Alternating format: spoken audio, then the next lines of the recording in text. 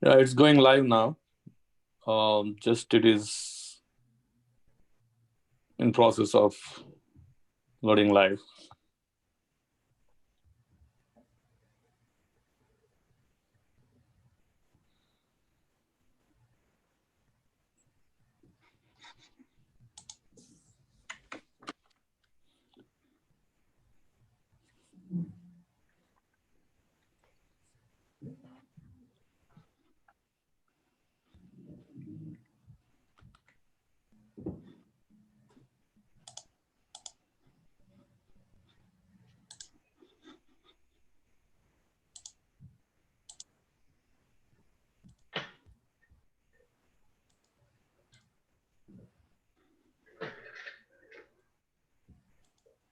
Taha ready? Okay, we can start now, Brother. It's live. Okay. بسم الله الرحمن الرحيم والصلاة والسلام على رسوله الكريم وعلى آله وصحبه أجمعين. السلام عليكم ورحمة الله وبركاته. Walaikum salam. Warahmatullahi wabarakatuh. So we'd like to welcome you all to this presentation of the census.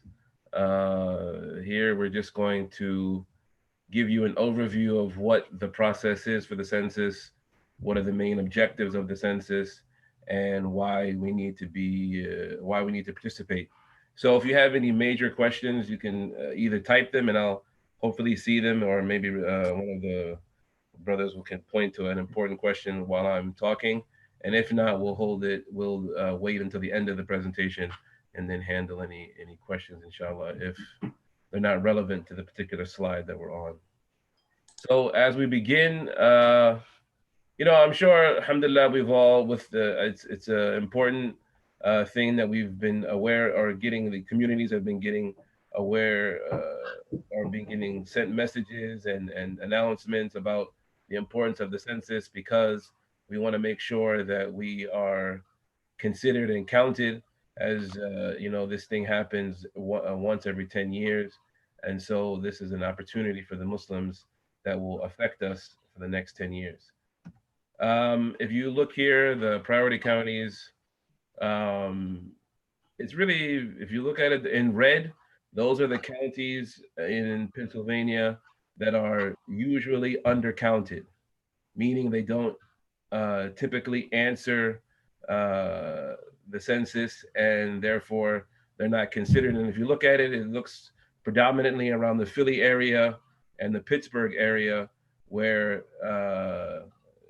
probably most likely majority are African or minority communities, and many Muslim communities are there as well, as maybe the highest number of Muslim population. So they're always undercounted, and that's a big push around the country for voter registration and people being able to participate because they're not signed up. And we have to. One of the things we'll talk about is that a lot of Muslim communities sometimes have a fear of, for whatever reason, a lot of times maybe because of surveillance or whatever, there's a fear that if they participate, they'll be tracked or surveillance, and we'll talk about that more. But anyway, the objective here from the slide is that you can see where the biggest concentration of people are that don't normally get counted, and they're excluded, and they lose out on a lot. And as I was talking personally to another brother, and we were discussing about certain basic things, a lot of times we are unable to do things simply because of lack of knowledge or misinformation about the impact of not doing something will cause. And so, one of the purpose of this presentation is to allow our community members to realize that being inactive is going to can cause great harm to the community, especially in different areas that are important to us. As you can see, we'll just kind of briefly go over it. You can see the counties and the households that they, so looking at it for at risk, a lot of times it's a high percentage of households that are at risk of being undercounted and that need many of the funds that the census tries to allocate or determine who needs. Just as another kind of side point, just one may call it a fun fact or so. There are a few statistics out there that show, if you look here, it shows, it talks about uh, households at risk, and it mentions the African American community, the Latin community, that Muslim or African American Muslims make or African Americans make a large percentage of Muslims in America. And so, there's a direct correlation to many things that we may not feel or may not realize have a major impact in our communities. For example, when it comes to racism and inequality, again, if we have a major portion of our community is being affected by it, it's going to affect us as well. So if there's an issue with racism or systemic racism in America against African Americans, they're going to be a large portion of the Muslim population. So then we should care about that issue. Again, here when it comes to being undercounted, meaning that they're not represented, or they're not, there's nothing to say that they exist, nothing to verify that they're there. They're not counted in the census, for example. Then they lose out on things that are important, and so other people get them, and it affects our community. So there's a there's a direct effect, and there's an indirect effect of not participating in the census. And just to put it out there, because sometimes we may forget to realize that many of these people that are being talked about or focused are the majority of the members of the Muslim community. So, what do we need to know? That it's every 10 years, every single person is counted, once, and it's based on where you're living according to April 1st, 2020. And as we said earlier, the decisions or the information that is collected is going to be used to make decisions for the next 10 years. Um, with that, of course, generally you can do it online, but of course, with this current situation, it's been made even easier to do online, as I'm sure all of you are aware. Why your response matters, that it determines. So if you look at it, the census determines how many seats PA has in the House of Representatives. It determines how U.S. congressional and state legislative districts are redrawn, and that's very, very important for determining what parts of the area are blue and red. So those, and then we have not that I want to be too political and get too deep into issues, but gerrymandering is a very, very real thing, and that is where gerrymandering is where the people who are in power today, they rewrite the areas of the counties, and they do it in such a way to make it so that one area has, even if they vote in large numbers, they have little impact on making a change. And so this is a very, very historical problem that happens. And so they use the census, this information to determine that. Okay. As you can see, financially, 675 plus $billion are allocated of federal public funding. And all of this is determined by the census. Pennsylvania receives, so out of that 267, or sorry, 275, we get about 27 billion each year. So that's roughly $2,000 per Pennsylvania resident. Again, we said it's used to determine the representation in Congress. Philadelphia receives more than $3 billion in federal funds every year for health, housing, schools, and infrastructure. Census data is also used for research and to analyze and predict trends. How is it going to, directly benefit us? The federal programs for grants and are based on the population totals and breakdowns by age, sex, and race. Businesses use central Census Bureau data to decide where to open new stores, factories, offices, creating jobs for the community. Local governments use census data to ensure public safety and plan new schools and hospitals and draw city council districts. So very, very important. I know many of us are concerned about those kind of things when it comes to schools and hospitals.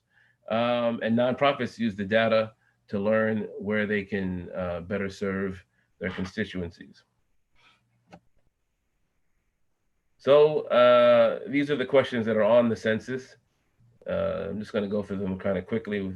Uh, so you have how many people are living there, where, or were there any additional people staying there on April? I mean, basically, it's simple. They're just trying to count how many people are in a community, and what's the gender, race, and ethnicity of those people. So it's a pretty straightforward thing. They're just tallying how many people exist in an area, and for that, it has implications. I mean, of course, if you can think logically with us for a moment that in a democratic society where the majority vote matters, then being able to see where the majority and the minority is extremely important.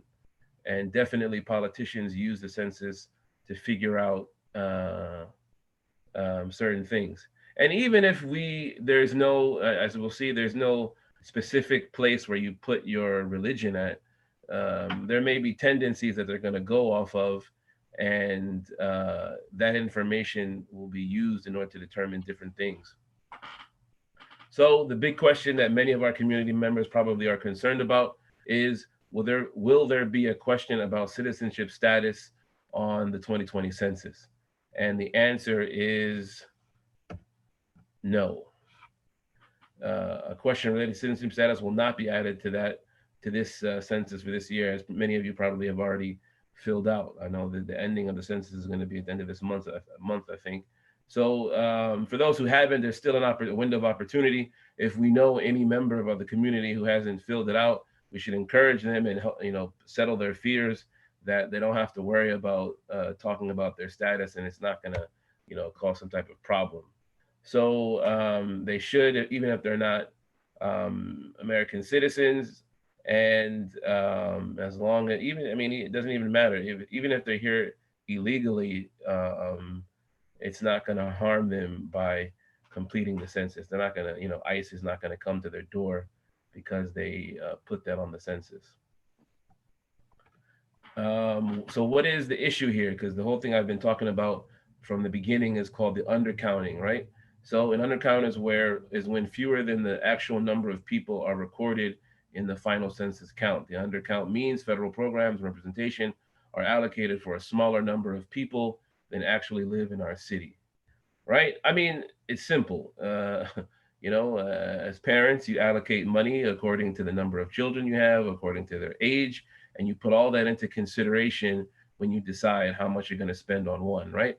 It wouldn't be fair to spend because you have a college kid who needs 20 or 30 or 40 plus $1,000 for school to say that I'm going to give that to uh, a younger child who doesn't need all that, who doesn't have a need for it. If you have more, I mean, it's just common sense, right? They essentially they have money that they're going to give to every state, and they use that based on the numbers of people that they record are in that state.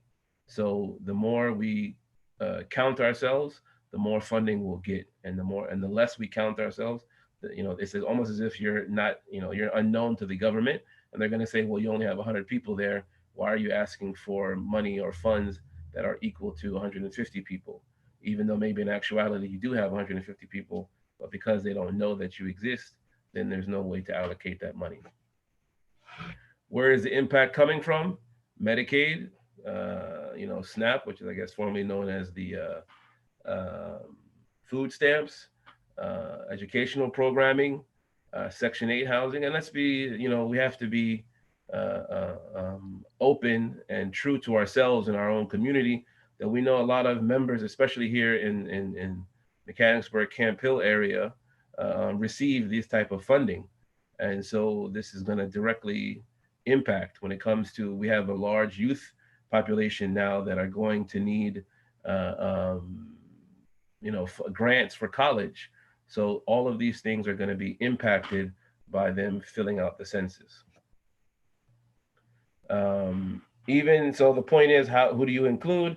Everyone, even newborns, are included in the census. You have obviously the traditional means of communication, and now I think they've considered even email and internet is essential thing to have. So you can do it online, you can do it over the phone, you can do it in a mail in, or you have people who I know in my neighborhood they've come around to various houses of people who didn't fill it out yet, and they did it by with a person to person. They can do it in different languages. This is the 12 languages they've translated the census in. Alhamdulillah, there's Arabic. See, if you look at it, these are major languages. If we show, it wouldn't be unrealistic. For example, in Pennsylvania, there are areas where there's a Haitian Creole community. So they've translated that. If we show that there's a need, for example, for Somali to be on the set to be translated, that could maybe for the next 10 years from now, in the next census, I mean, that could be something where they already know that they need to make accommodations for Somali speakers. But these are the kind of things that they determine, right? These 12 languages were picked because that's what they found were people who were living in Pennsylvania. If they have a huge amount of people filling the census, completing the application, saying that they need things in Somali language or any other language that is in our or Hausa language, right? For the Harrisburg community, these are things that may be added in the next census where they accommodate those translations uh, um, in the future. So we went over that already. Um, how should you fill it out? So just in case you haven't done so already, uh, you just do step one, check off the some other race. For example, and this comes in for those for Arab Americans because they don't typically or traditionally um, North Africans and uh, um, Middle Easterners have been kind of in a bind as to what to classify themselves, and so now by putting by calling themselves Arab American, then it kind of helps the process. I know I have a friend who got into Howard University, even though I guess facially you would look at him and maybe because a lot of times the Arabs would call themselves white because there's nothing else there to check off. And so I know if you look at him, he was a Egyptian who was white, what he's called a white Egyptian, but because he was from Africa, he called himself African, and that's how he got a scholarship to go to to Howard University. So sometimes classifying has bigger implications. So anyway, the point is that step one is check off some other race category. Step two is to write in your family's origin, to be more specific for Arab Americans. If you personally identify with the categories on the form, then check off the category you believe represents you and write in your family's origin. An example of that would be scenario one. Person one is of Palestinian and Syrian descent. They check off some other race. After selecting the some other race box, they write in Palestinian and Syrian. Second scenario is a person is of Lebanese descent. They consider their racial category to be white. They check the white box and then write in Lebanese. Right. Scenario number three: person is of Somali descent. They consider their racial category to be black. They check the black or African American box, and then write in Somali. And just kind of um, sometimes by putting Somali, right, and the people in the census see there's a large number of Somalis, they may go and check and find out either through directly contacting that community, especially politicians, that the majority of the Somali community are Muslim, or the majority of Somali community are this or that. they may indirectly figure out that this is the Muslim population, and these are some of the indirect ways that we are going to have a direct impact, right? Or they may say, well, Somalia is a majority Muslim country, and therefore most likely the Somali community are Muslim, and this is how we are going to, we're going to come to them and try to accommodate, see what their needs are, and this is another way of how they're going to indirectly impact the Muslim community. Scenario 4 is a person is of mixed Iraqi, and Venezuelan descent. They check the Hispanic box in question 8 and then write in Venezuelan, and then check the some other race box in question number 9 and write Iraqi, right? So do you have to answer all the questions? Of course, you don't have to, but it's encouraged. If you don't answer all the questions, your form will still be counted, and an enumerator will come by to your house to collect the missing information if you make a mistake, or if they want to double check. As I've seen, I have a couple of people I know who are doing that, and so it's a pretty simple process. Again, there won't be anything about citizenship. And I guess the reason why we put it there so many times is to give people confidence that there's no risk in them answering the census. It's not going to harm them if they do it. So let me see if I can.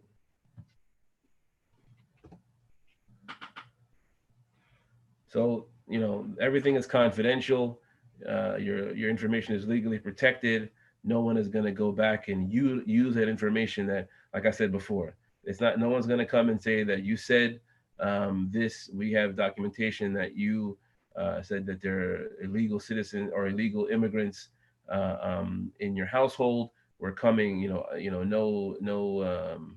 no government body is going to come to bother you because of what you wrote on the census. So how does the Census Bureau use the data collected? It is for statistical purposes only. It's protected by federal law, as we said, and it can't be used against you. So no agency is going to come to bother you about it. Can they release it? They can after 72 years, right? So I guess that means that for most people, it won't have any effect, even if they did release after that time. They won't release identifiable information about any individual to any other individual or agency until 70 years after it was collected from the decennial census. So, and as you can see, 1946 records were released on April 2nd, 2012. So how do you get the information? It's very difficult because it's confidential. Like I said, they'll be coming around this year. They have iPhones and official stuff. The reason why we're letting people know about that is because there are scammers. There have been scams, and we have to be aware of that. And a lot of this is for the Philly area. I don't think we've had that problem here in this part of Central PA. So, alhamdulillah for that. And definitely, as anything, there's been different types of scams. There were scams when the stimulus checks came, where people were calling saying there was a problem with your check and getting all kinds of information. Definitely, you never should be giving out social security numbers or bank information or passwords or anything over the phone. Definitely when it comes to these government agencies, that they're going to give you written communication first before they have any phone call. And so for college students, it's really simple. Their college will, if they live on dorm, then the dorm will count them, and you don't need to worry about it if they come home. If they're in prison, for those where the facility where they're at, they'll be counted there. Even newborns are included, and it says you have to count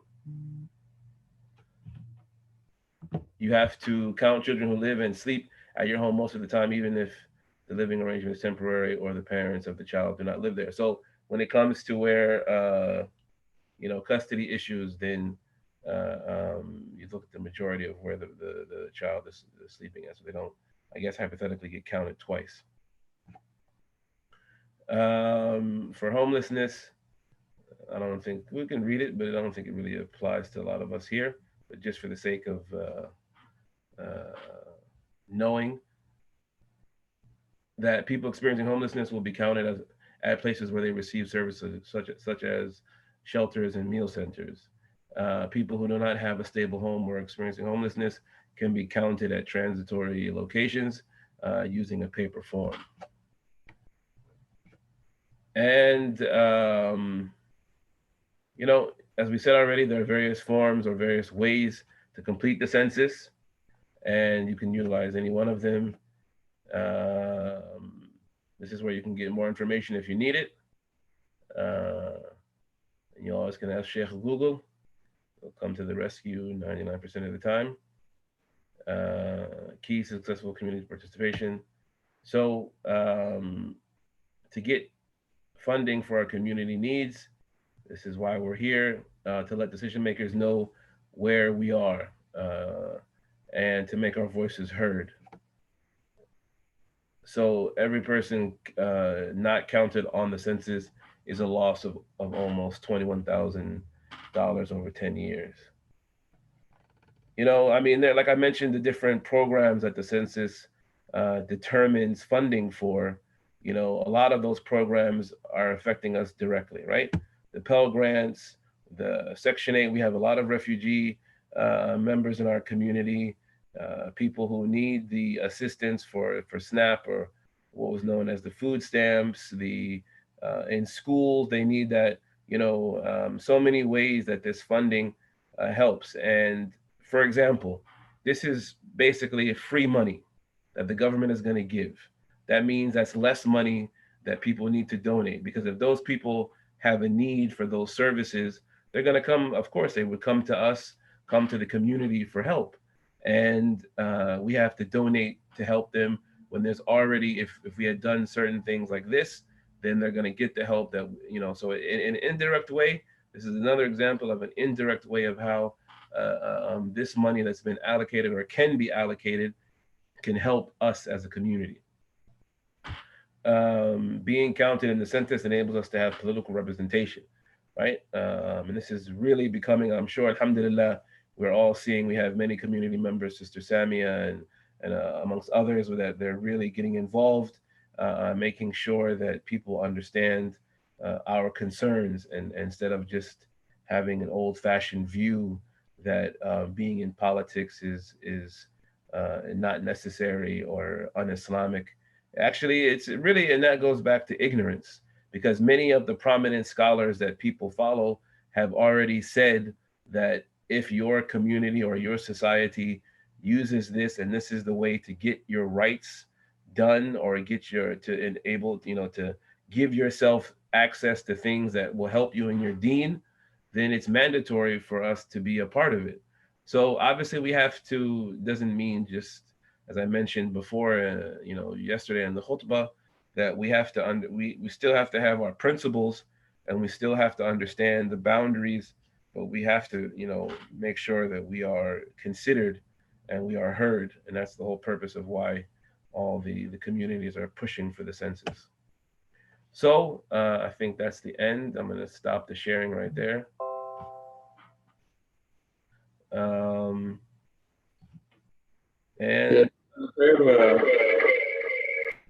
yeah, go ahead. yeah, Jazakallah khair, Taha. So if any questions are there, we can ask and get clarified. I have a couple of observations, if that's okay. Taha, you did an amazing job. Sister Nabila, myself, Brother Ahmed, and another Somali community member sat in those trainings for like 3 whole days. You did a great job in half an hour. Alhamdulillah. One thing I do want to add is when your children go away to college, if they're going out of state, let them fill it at home rather than if supposing your child goes to say the Maryland University. So if they fill it out there, Maryland will get that his share of money instead of Pennsylvania. So it's recommended that if you live in this area, that you fill out for your child that is in the college in Maryland. Does that make sense? Yeah. Jazakallah khair for that. Yeah. Yeah, that's a good point. Jazakallah khair. Yeah, I have a question regarding getting the help from that $27 billion for whatever reason. How easy, or do you have any statistics about how many people applied and how many people got that help, and is that still systematic racism applied there and whatnot? How people should feel more confident in applying that, and who's to back up their needs. MashaAllah, you always come with the high-powered questions.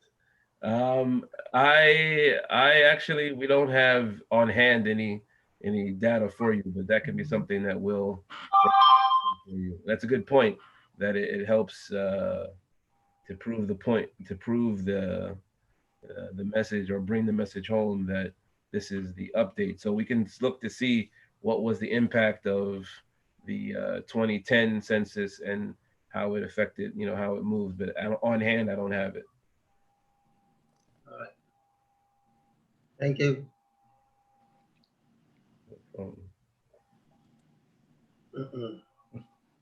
Jazakallah khair. Any other questions? Okay, I have another one. You said white and black or whatever. The color of the skin. I mean, it's not really counted. You're Caucasian or otherwise. That's the only thing they apply. Wherever it goes as as a racism. I mean, yeah, in that context, you're right. But I think when a person marks white, it's presumed that they're meaning, European white. And so this gives a person who may say that they identify as white for whatever reason, that they can specify it as, Palestinian or Syrian. If they identify themselves as black, but they want to specify as Somali or, African, Nigerian, whichever, that they have that ability to do so. I mean, of course, as Muslims, it wouldn't make a difference to us what your race is, right? We're not supposed to differentiate, but for the census purpose, they do that, and they have reasons behind it, or they're as part of their ability to see, and that's how they, I guess, identify the vulnerable communities, or see where certain things need to be, or who is getting certain services according to those kind of things. Another thing I said, you said it's very confidential. There is something wrong, in your information. You said someone will knock at your door and will try to rectify that. But if that person, how can we trust that person is going to keep that information confidential? I don't know what is the procedure there. You mean the census worker who finds out there's an illegal person at a house and goes on their own to report it, or for the census itself? I think he's meaning both, and that itself gives us a good reason to do it ourselves rather than wait. Right? No, I mean to say, even if they have filled the census and there is something does not match or something not right, you said someone can come and knock at your door to get the right information. So how do we sort of just trust that person? That could be easy for them to pass on the information to somebody else, or answer how should we protect ourselves? That's my question. I think, as Sister Samia mentioned, that if, and it's really for missing information, it's not for incorrect information. If someone doesn't fill the form completely, then someone may come by to say that, to try to get that information, because they may assume that you did not intentionally skip it, but that you, unintentionally skip that question. So if a person were to come and you don't feel, if anytime you don't feel comfortable, alhamdulillah, you have the internet.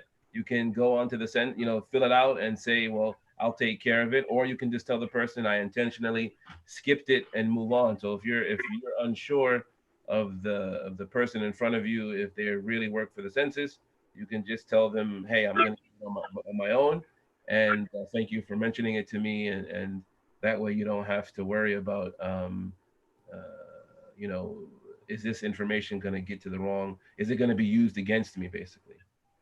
Right. Thank you. Do you have other questions?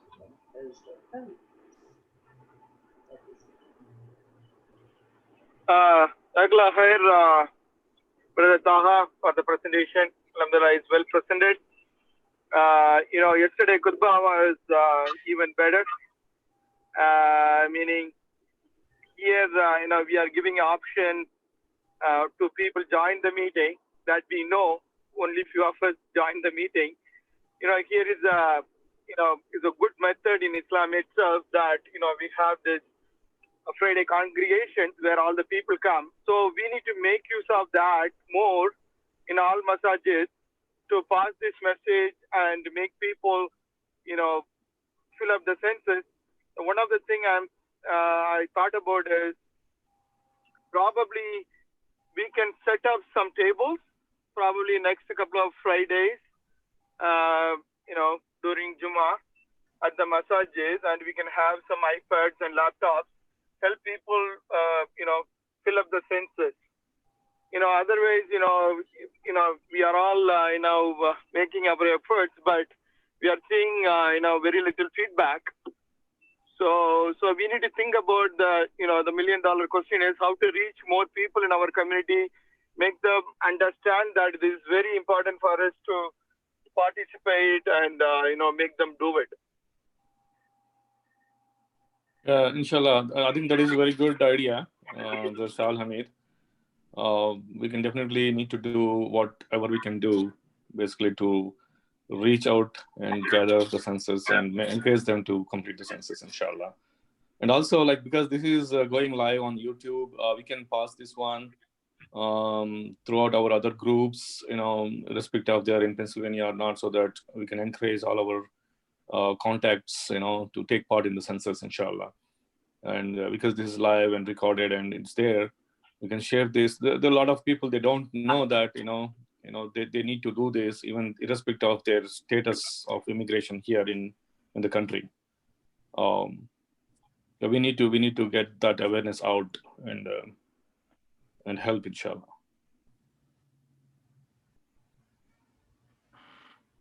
Taha, you want to add anything? No, I think, alhamdulillah, we appreciate you, all the attendees, for showing your support and tuning in. And we hope that Allah accepts this from us as an effort to help the community and help humanity, and that it increases, allows it to be a good deed for us, and allows our community to get stronger from this effort that we're putting forward. Ameen. Inshallah. Just one other quick comment on that. I don't know that the khutbah you gave yesterday, it was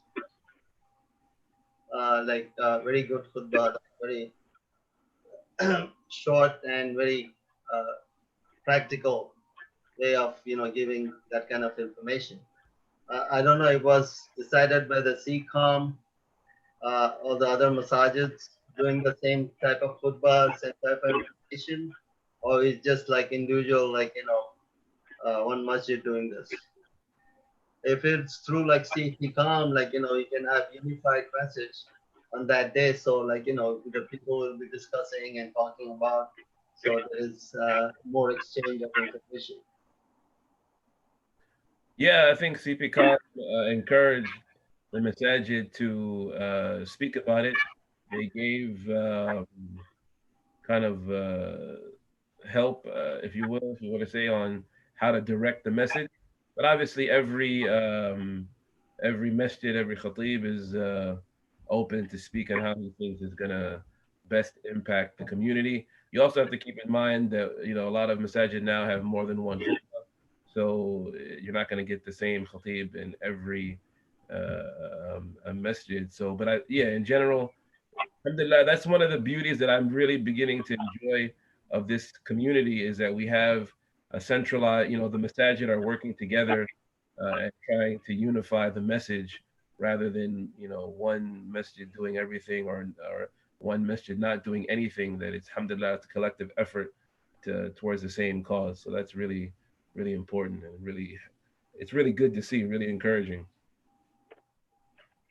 Yeah, to add to that, like we do have like a congregation format, which part of this, as we all know, this is part of, again, state-funded project where we got the grants, and part of that we have a format which, like, actually Brother Athar Aziz, he already covered that at ICP, and I believe like he covered it on Noor and other masjids also, where he did the khutbah, and that is the guidelines, and I'm believing, like, rest of the masjids who are part of this census project, I think they already covered that. But specifically what Brother Imam Taha has covered, and Friday, that was very good, practically relating to how it was happened to to select our first Khalifa, and then after that continuation and all that. I think this point, I think this is good. Like, maybe Brother Taha, you can post in our CPCOM group, so that the thought can be carried over and pass it on, relating practically, with an example, inshallah. Okay, inshallah, definitely, that's a good idea. Yeah. Jazakallah khairan, Imam Taha, and good job, everybody. Yes, and it was important to hear that Islam and voting and census does not clash. So that is an important idea to give out to the person living in the United States. Jazakallah khairan. Any other questions? If not, we can wrap it up. Brother Ammar, Murad, Brother Faisal. Jazakumullah khair. Yeah, I'm good. Just barakallah.